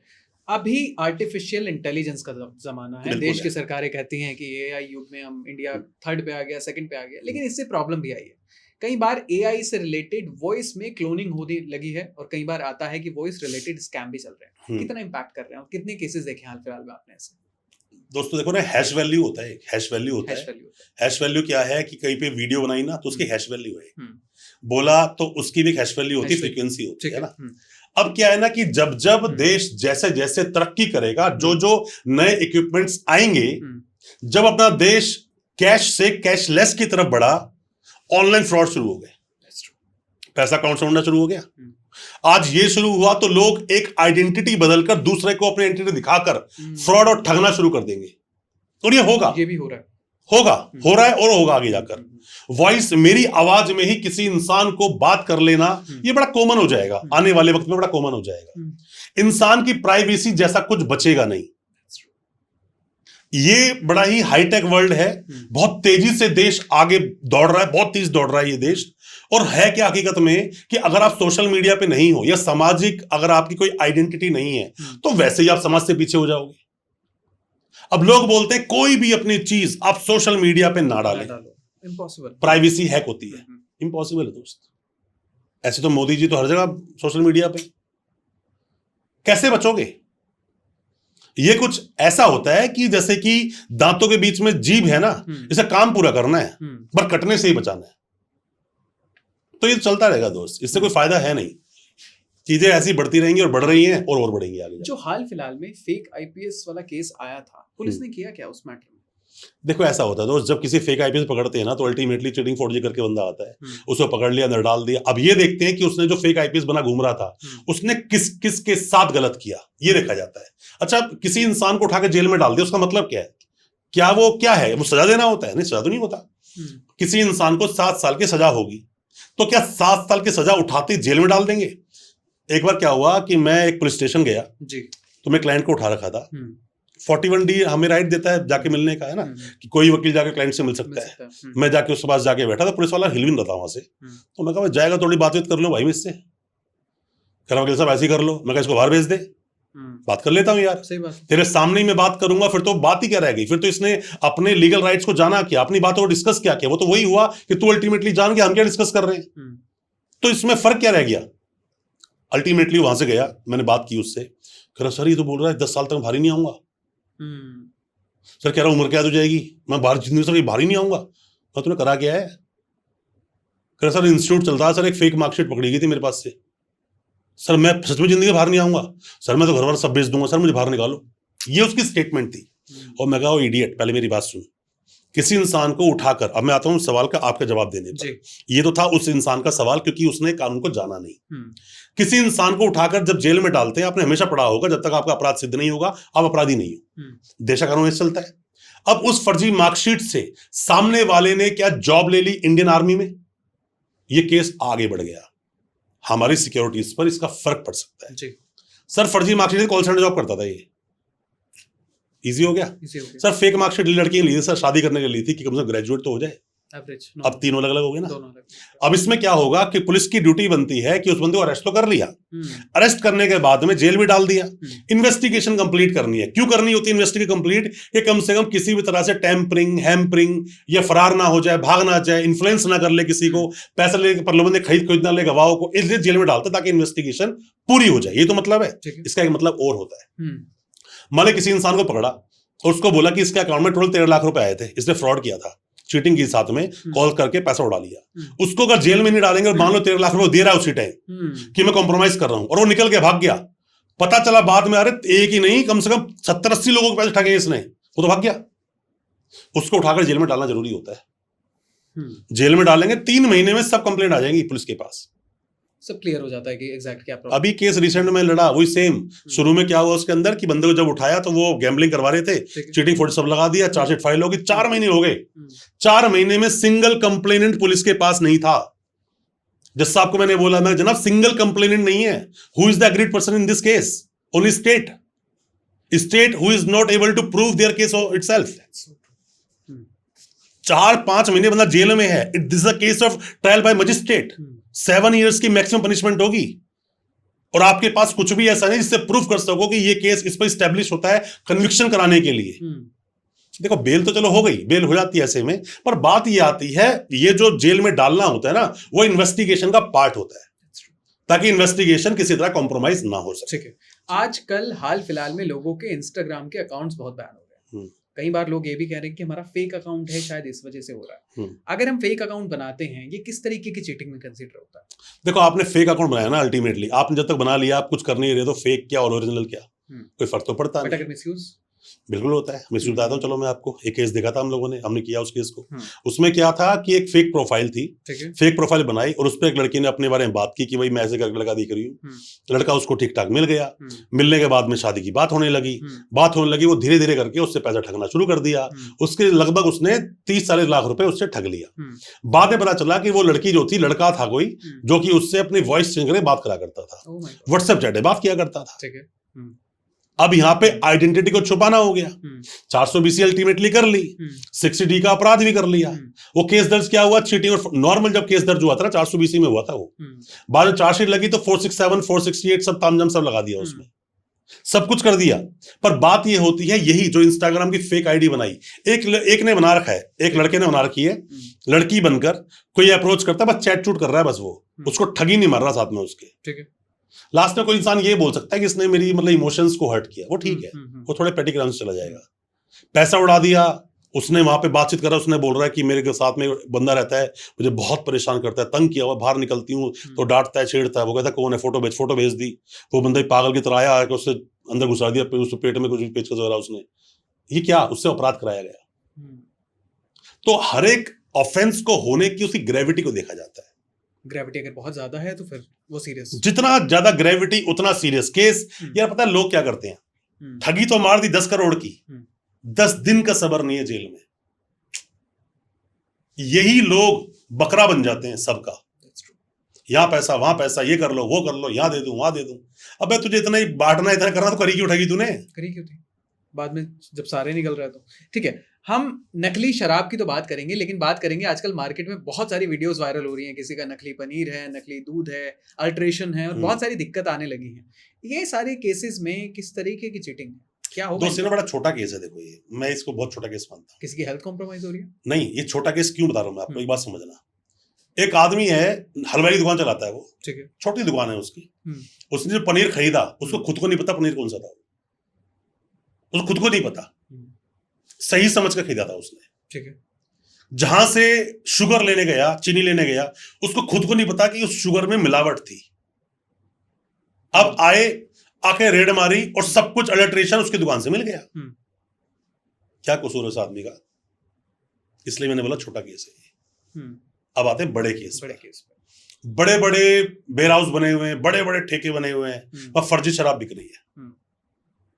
ये आपकी रिस्पॉन्सिबिलिटी बन जाती है कि जो माल ले रहे हो और जो माल बेच रहे हो उसकी टेस्टिंग या क्या क्रेडिबिलिटी है, चेक कौन करेगा? पड़ोसी, आप चेक करोगे।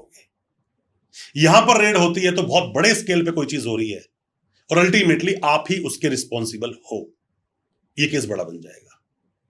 एक्साइज एक्ट बोलते हैं इसको, एक्साइज एक्ट में ये मामला जाएगा। बाकी जो चीटिंग फिटिंग तामझाम जो बनेगा वो अलग बन जाएगा। बट इसमें एफएसएसएआई बाकी सारी चीजें, इनकी बहुत कुछ है दोस्त। देखो अल्टीमेटली ये होता है जहां पैसा है ना, मैं फिर बोलता हूं, जिस चीज में पैसा इन्वॉल्व है वो पैसे की अपनी पावर तो दिखाता ही है। ऐसा कर लेते हैं, वैसा कर लेते हैं, ये दूंगा और वो दूंगा, ये चीजें मैनेज हो जाती है। ठीक है, अल्टीमेटली यही देखना पड़ता है सामने में अल्टीमेटली कि वो जो ऑफेंस हुआ या वो जो adulteration, cheating, forgery, counterfeit currency कुछ भी जो हुआ वो किस दर्जे से हुआ, किस लेवल पे हुआ, उस लेवल के अनुसार सामने वाले को बेल मिलती है या फिर बेल नहीं मिलती है, आपको जैसा बोल सकते हैं। अब बात करते हैं अटैचमेंट प्रोसीडिंग्स के बारे में। क्या इंपैक्ट आता है अक्यूज्ड पर इसका? यार अटैचमेंट हो भी जाती है, बाद में खुल भी जाती है चीजें, कोई बड़ी चीज तो इसमें है नहीं। मैं देखो मैं आपसे वही बोलता हूं कि जब सवाल पूरा हो तो जवाब भी दे रहे, पूरे दिन मजा आता है ना। अटैचमेंट क्या है कि पुलिस ने आपको उठाया, आपका फोन अटैच कर लिया, फोन रख लिया अपने पास। ठीक है, ये अल्टीमेटली क्या है? ये आपको सर्च एंड सीजर में आ गया, जमा तलाशी में आपने रख ली वो चीज, आपकी गाड़ी पकड़ ली, सुपरदारी में छुड़ाओगे उस गाड़ी को। ठीक है ना, तो ये सब चीजें क्या होती हैं कि डिपेंड करता है कि आपकी चीजें अटैच क्या की। अटैच अलग है, सर्च अलग है, सीजर अलग है, सुपरदारी अलग है। अटैच क्या करना है? वो बोलता है कि इस आदमी ने टोटल कमाकर एक स्विफ्ट गाड़ी खरीदी इस पैसे से, एक साथ में जाके उसे अटैच कर लिया। इस अकाउंट के, इस बंदे के अकाउंट में 7 लाख रुपए आए थे फर्जी तरीके से, उस 7 लाख को अटैच कर लिया। जो लीन लगाना बोलते हैं ना आजकल के, अकाउंट मत फ्रीज करना, लीन लगा लो 7 लाख रुपए, या अकाउंट में पड़ा 10 करोड़ रुपए, एक आदमी का से 10 रुपए आए थे, उसकी वजह से अकाउंट ही फ्रीज कर दिया, तो लीन लगाओ आप उसके ऊपर। अटैचमेंट अल्टीमेटली होता है, बाद में अगर केस जीत गया अटैचमेंट हट भी जाता है, और केस आप हार रहे हो तो अटैचमेंट रह भी जाता है। कई बार ऐसा भी होता है केस तो आप हारे बट अटैचमेंट नहीं हो पाया, क्योंकि उस बंदे ने प्रूव कर दिया पैसा मेरा था ही नहीं कभी। ठीक है। मेरे फादर साहब की प्रॉपर्टी बिकी, मतलब कोई इंसान बोलता है 20 करोड़ की प्रॉपर्टी बिकी, हम 3 भाई बहन थे, मेरे पास आए लगभग 7 करोड़ या 6 करोड़, मैंने प्रॉपर्टी खरीद ली। वो आदमी एनडीपीएस का काम करता था, एनडीपीएस मतलब कॉन्ट्राबैंड सेल परचेस करता था, सेक्शन 29 में उसको उठा लिया, किसी का नाम डिस्क्लोजर में आया, ठीक, प्रॉपर्टी अटैच कर ली, पर उसने प्रूव कर दिया मेरे फादर ने दिया इतना पैसा मुझे, तो उस अटैचमेंट की वैल्यू क्या रह गई। पर अगर वो प्रूव नहीं कर पाया, रीजनेबल अगर वो जवाब नहीं दे पाया, तो उसकी वो प्रॉपर्टी अटैच कर ली जाएगी। ओके। और ईडी का जो अटैचमेंट होता है नॉर्मल पुलिस के अटैचमेंट से कितना डिफरेंस होता है? देखो अटैचमेंट इज अटैचमेंट, ठीक। ईडी की इन्वेस्टिगेशन, ईडी की प्रोसीडिंग्स, ईडी की पूरी कार्रवाई अपने देश के कानून से बहुत एडवांस लेवल पर है दोस्त, बहुत एडवांस लेवल पर है। आपके द्वारा दी गई स्टेटमेंट कोर्ट में एडमिसिबल नहीं होती ना, बोलते हैं पुलिस दी गई स्टेटमेंट कोर्ट में एडमिसिबल नहीं है, ईडी में उल्टा चलता है, वो स्टेटमेंट कोर्ट में एडमिसिबल हो जाती है, ईसीआर करती है ना उसके अंदर, एफआईआर नहीं ईसीआर करती है। तो ऐसे देखो मैं फिर बोल रहा हूं, ईडी पर या तो पूरा एक पॉडकास्ट लाओ और ईडी पर ही बात करो, फिर ईडी पर ही बात करो। एक्चुअली क्या होता है कि एक बंदे ने मालूम मुझे सवाल पूछा, सवाल बोलता है कि सर 64 सेक्शन क्या बोलता है ना, अभी थोड़ी पहले हुआ था आपके मेरे साथ, आपने बोला, मैंने जवाब दिया सर उसमें तो ऐसा भी है, तो मैंने कहा सर एक्ट तो बताओ, किस एक्ट की बात कर रहे हो आप, पहले मुझे ये बताओगे ना। आपने बोला सर सेक्शन 25 और 27 क्या बोलता है, ऑफ व्हाट, नहीं अब आपने बोला, मैं दिमाग में अच्छा आर्म्स एक्ट की बात कर रहे हो आप, नहीं सर मैं तो उसकी बात कर रहा हूँ पुलिस सामने दी गई स्टेटमेंट, अरे तो भाई एविडेंस एक्ट की बात करना, सही बात है, आप समझो मेरी बात को। तो आप जब बात करते हैं, अभी मैं जब ईडी पे बात करूंगा ना, ईडी एक सीरियस सब्जेक्ट है जो कि अलग चलता है, थोड़ा उलट है वो कानून से, है ना, थोड़ा अलग चलता है। अगर मैं उस पर बात कर रहा हूं तो मैं सीआरपीसी आईपीसी इन सब की बात नहीं, जो ये एनडीपीएस है ना, एनडीपीएस में सेक्शन शायद 51 है, आप उसको देखोगे तो ये बात बोलता है कि जितनी भी प्रोसीडिंग्स चलेगी एनडीपीएस की, वो सारी गवर्न होगी किससे, आईपीसी सीआरपीसी एविडेंस एक्ट से, उससे ही गवर्न होगी। अब तो आगे नया कानून बीएनएस बीएनएसएस और बीएसए, तो उससे गवर्न होगी, पर वो तो स्पेशल एक्ट है, वो तो स्पेशल एक्ट है। इसीलिए मैंने आपको कहा कि एक स्पेशल एक्ट बेशक हो, but arrest search and scissor वो फिर भी उससे ही चलेगा जो पुराना देश का कानून है। तो इसीलिए आज हम चीटिंग फोर्जरी की बात कर रहे हैं ना, और ये मैं नहीं बोल रहा, आप अपने दिल से जानते हो कि आपने शायद अपने टोटल सवालों में से 20% सवाल नहीं पूछे मुझसे, आपके सवाल बहुत सारे लिंक हो जाते हैं, बहुत सारे सवाल थे आपके। मैंने इसीलिए आपको सर बोला कि आप जब मुझसे बात करना शुरू करोगे ना सर, तो नॉलेज बोलती है, चीजें बोलती हैं कि आप किस चीज को पूछ रहे हैं, मेरे एक्सपीरियंस के मैं उसको बताना शुरू कर देता हूँ, है ना। तो सवाल कभी भी 1-1.5-2 घंटे के पॉडकास्ट में खत्म नहीं होते हैं, वक्त लगता है, चीजों को समझाने में वक्त लगता है। Exactly, and we will also try कि हम ईडी पर एक प्रॉपर पॉडकास्ट करें, कोशिश करेंगे कि ईडी पर लाओ, एनडीपीएस पे लाओ, पॉक्सो पर लाओ, आप पीसी एक्ट पे लाओ, पीसी एक्ट बहुत काम का है। आपने चीटिंग फोर्जरी की पूरी बात कर ली, पीसी एक्ट की हमने बात नहीं की, वो अपना चीटिंग फोर्जरी तो है अल्टीमेटली, मेरी नजर में वो फ्रॉड कर रहे हो साथ में किसी के। एक पुलिस वाले ने रिश्वत मांगी कि भाई 20 लाख दे तेरे को छोड़ दूंगा, डिमांड आ गई ना, सेक्शन 8 आ गया पीसी एक्ट का, डिमांड आ गई तो सप्लाई अपने आप होगी, पैसा दिया, अब पैसे के ऊपर जब आप एक्शन करने जाओगे तो सेक्शन 17 हिट करेगा पीसी एक्ट का, तभी कंप्लेंट दोगे आप, फिर सेक्शन 13 सेक्शन 11 ये सब पिक्चर बनाना शुरू हो जाएंगे। बात क्या होती है अल्टीमेटली, हम किस मुद्दे पर बात कर रहे हैं। जैसे लेफ्ट मारते हैं ना, बस अभी क्या देश का कानून क्या बोलता है कि कोई भी केस दर्ज हुआ तो स्टेट प्रूफ करेगा कि ऐसा अपराध हुआ, यही होगा। एग्जैक्टली। अरे भाई नहीं होता एनडीपीएस में, नहीं होता ईडी में, नहीं होता पॉक्सो में, इसलिए मैंने आपको बोला सर। ठीक है, एनडीपीएस पे जब इतने टॉपिक आ ही गया है तो एनडीपीएस में भी 1-2 सेक्शन पे बात कर लेते हैं। 68F और 68O की भी बात होती है, क्या होता है इसमें? देखो 68F और O, 68F क्या बोलता है कि जब भी एनडीपीएस में किसी इंसान को पकड़ा गया, कॉन्ट्राबैंड मिल गया, तो जो ये आपने बोला अटैचमेंट की प्रोसीजर, ये शुरुआत F है। पहले नोटिस आएगा, चीजें आएंगी, अपने बारे में बताओ, आप बातें बताओगे, बाद में इसको रिलीज कराने के लिए चीजों के लिए सेक्शन O में आप चले जाओगे, अपील बोलता है सेक्शन O। तो ये मैंने वही इसलिए बता रहा हूं सर कि जब भी आप एनडीपीएस से डिटेल बात करोगे ना, तो मैं आपके सब सवालों के जवाब दूंगा, और एनडीपीएस वाली ही ऑडियंस उसको देख रही होगी। आज ये वो ऑडियंस देख रही है जो कानून को जानना चाहती है या चीटिंग फोर्जरी को समझना चाहती है, उसको भी हम डिटेल में नहीं बता पाए। Exactly. और मेरे ख्याल से ये अब तो 1-1.5 घंटे का पॉडकास्ट हमारा हो भी गया हो होगा। चुका होगा। Exactly. I still have around like more than 100 questions, और मुझे ऐसा लगता है कि आपके साथ जब मेरा डिस्कशन चलता है तो वो ऐसा होगा कि किसी दिन हम 6 घंटे 8 घंटे भी बिल्कुल, डिस्कशन बिल्कुल, करने बिल्कुल। बैठेंगे, but we have the limit. तो मे बी शायद ऐसा रख लेते हैं कि नेक्स्ट पार्ट बना लेते हैं इसका, उसमें हम और डिटेल में बात करेंगे इस चीज के बारे में। इसका पार्ट बना हुआ, पार्ट 2 पार्ट 3। एग्जैक्टली। हम चीटिंग फॉर्जरी मुझे पता है कि 4-5 पार्ट आराम से बनेंगे आपके, बहुत क्योंकि सारे इसी में देखो अभी आपका ईओडब्ल्यू डिटेल में आएगा, इकोनॉमिक ऑफेंसिव विंग जो है, इसी में आपका साइबर सेल जो आता है वो डिटेल में आएगा, आपका ईडी बहुत डिटेल में आएगा, ये जो अटैचमेंट की प्रोसीडिंग्स कैसे चलती है वो अटैचमेंट आएगा। इन सब से बड़ा 82 की प्रोसीडिंग भगोड़ा कब क्लियर कर देती है। कोई भी ऑफेंस होगा, लोग नोटिस लगा वो तो भाग गया ना, सही बात है। अब भाग रहा है, एंटीसिपेटरी बेल भी नहीं हो रही, पुलिस ने उसका अरेस्ट वारंट लिया, एनबीडब्ल्यू लिया, अब तो 82 की प्रोसीडिंग होगी भगोड़े की, फिर 83 होगी, वही सेम वो जो सीजर की बात आ रही है। तो सीजर या अटैचमेंट, अब क्या कुड़की करना, कुड़की वही तो है।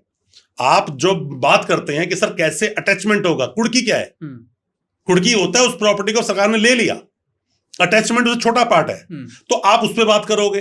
भाई ये कोई भी टॉपिक मैं नहीं मानता कि जब डिटेल में आप बात करना शुरू कर दो 1 या 1.5 घंटे से पहले वो खत्म होगा। एग्जैक्टली। और I think this is a high time कि हमारी ऑडियंस को भी समझ में आए कि 15-20 सेकंड के रील में हम नहीं निकाल पाते, नहीं बता पाते। हाँ। आप अपने कमेंट्स में पूछो, मैं तो बताऊं आप तो क्या बोलता हूँ। ये जो आज हमने अपने बात की है ना, हाँ जी, कमेंट जितने आते हो जो अच्छे लगे ना, ये मेरा हम्बली आपसे एक रिक्वेस्ट है, अगली बार प्रिंट आउट निकाल के बैठना, हम उसको दिखा के बात करेंगे। ये सवाल आपने पूछा था, ये सवाल मैं वीरेंद्र से पूछ रहा हूँ।